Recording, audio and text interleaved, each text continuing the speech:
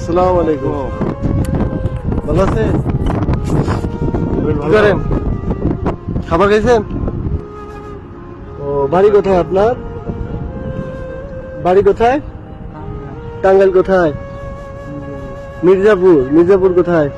পরে প্রতিদিন নামাজ পড়তে গেলে তোমাকে দেখি, এই কারণে তোমাকে দেখে আমার ভাবলাম যে হয়তো তোমার কোনো সমস্যা, তুমি মন খারাপ করে বসে থাকো, তাই ভাবলাম যে আমি তোমার কাছে আসি কথা বলি। আমরা একটু কথা বলি, তোমার ফ্যামিলি যেন তোমাকে খুঁজে পাই, ঠিক আছে? আমরা এই যে ভিডিও করতেছি, ঠিক আছে? যাতে এই যে তুমি কত সুন্দর, তোমার হাসিটা কত সুন্দর। তুমি কি চাও না তোমার পরিবারের কাছে ফিরে যেতে?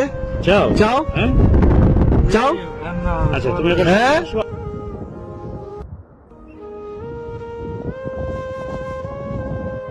আসসালামু আলাইকুম। যে ফুলের মালা তৈরি করে সে কিন্তু নিজের জন্য ফুলের মালা তৈরি করেন না, অন্য মানুষের জন্যই ফুলের মালা তৈরি করেন।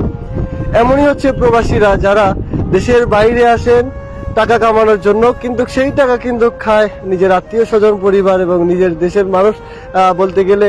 তো আমার সামনে এমন একজন ভাই আছেন যাকে আমি আজকে 15 দিন যাবৎ লক্ষ্য করতেছি। আমি প্রতিদিন যখন হারামে নামাজ পড়তে যাই, হজ করতে আসলাম, এবং তখনই এই ভাইটাকে দেখি এখানে মন খারাপ করে এখানে বসে থাকে, শুয়ে থাকে রাতের 2টা 12টা 24 ঘন্টা। এবং এখানে একটা ব্রিজ আছে, ব্রিজের নিচে এখানে এবং ওর সবসময় একটা লাগে একটা পোটলা থাকে, সেই পোটলার ভিতরে থাকে কয়েকটা খালি বোতল এবং খাবার, বলতে পারেন একই খাবার 4-5 দিন যাবৎ খায়। তো সে আসছে মূলত এই প্রবাসে নিজের পরিবারের যেই সমস্যা, অর্থের সমস্যা, সেই সমস্যা আসলে পরিবারকে কিন্তু সুখে রাখার জন্য সে প্রবাস জীবনে এসেছেন।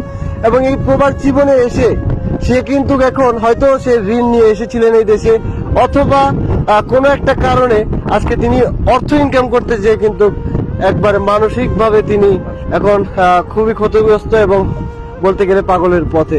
আমি মনে করি তাকে যদি এখন চিকিৎসা করানো হয় তিনি সুস্থ হয়ে পড়বেন। এখনো সুস্থ আছেন তিনি, এবং সে এখনো সুস্থভাবে তার পরিচয় এবং কি সবকিছু দিতে পারতেছেন।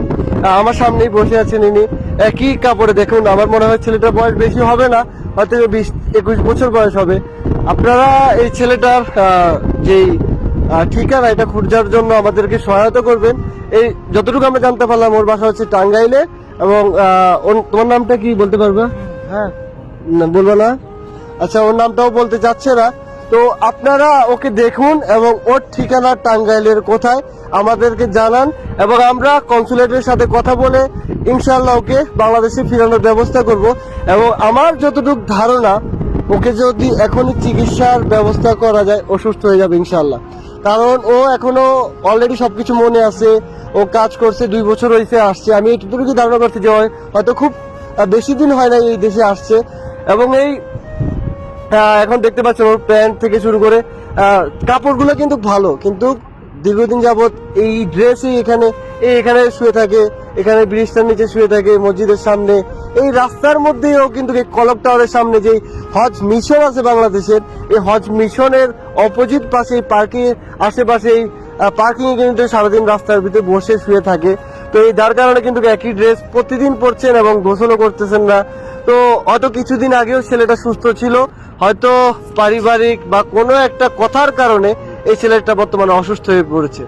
এই ছেলেটার বলতে গেলে প্রবাসীরাই কিন্তু বাংলাদেশের অর্থনৈতিক সচল করার জন্য সবচেয়ে বড় কারিগর। এখন এদের যদি খেয়াল আমরা না রাখতে পারি, এদের যদি উপকার না করে, হেল্প, এদের যদি আমরা ঠিকভাবে যদি এদেরকে আমরা টেক কেয়ার না করি, এই পুরো দায়টা কিন্তু আমাদের দেশের, আমাদের। তো একে দেশে ফিরে যাওয়ার জন্য আমরা সবাই সহায়তা করব। এবং আমি কখনো বলি নাই আমার ভিডিও শেয়ার করেন, আজকের ভিডিওটা আমি সবাইকে শেয়ার করতে বলবো। এবং এই ছেলেটার পরিবার, বাবা মা, যেই কোনো মানুষকে যদি আপনারা চিনে থাকেন আমাকে কমেন্ট করবেন, মেসেজ করবেন।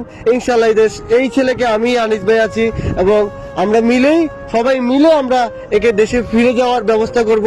এবং কি চেষ্টা করব যদি ও ঠিক থাকে দেশে কাজ দেওয়ার, বা যেটা সমস্যা আমরা সেটা দেখার চেষ্টা করব। এবং কি ওকে চেষ্টা করবো এখান থেকে আমাদের হেফাজতে রাখার ইনশাআল্লাহ। আসসালামু আলাইকুম।